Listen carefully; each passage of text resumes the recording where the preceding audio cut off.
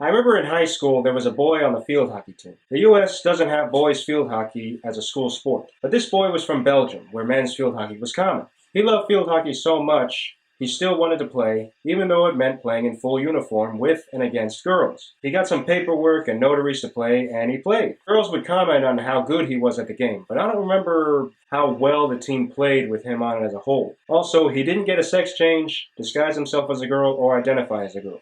He was a boy.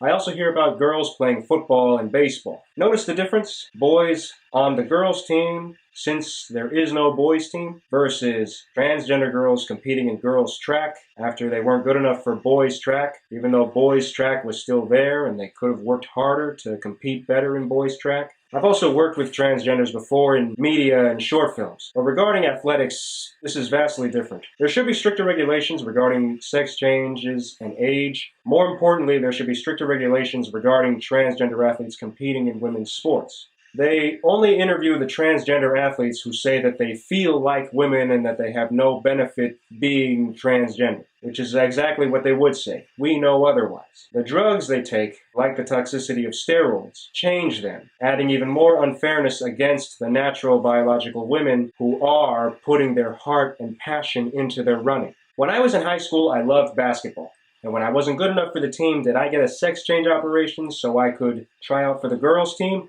No. I worked even harder to try to make the team the next year. And when it still didn't work out, I spent the remainder of the year learning wide receiver and special teams. I joined the football team the next year, and I even got to play in some varsity games. That's masculine toughness. You know competitive eating, the hot dog eating contest? The hot dog eating contest used to have all the men and women competing together, and they changed it to women's competition and men's competition, since women digest food much differently than how men digest food. The same applies in other athletics. How women's bodies function in sports varies very differently from how men function in sports. And the same rules should be taken into precaution when it comes to transgender athletes in sports. I hope you'll take in what I say. Whether you agree with me or disagree with me on this, be mature about it, because being critical about it will not help your cause. I hope you'll subscribe to me for more videos. Have a good week, and never stop loving yourself for who you are.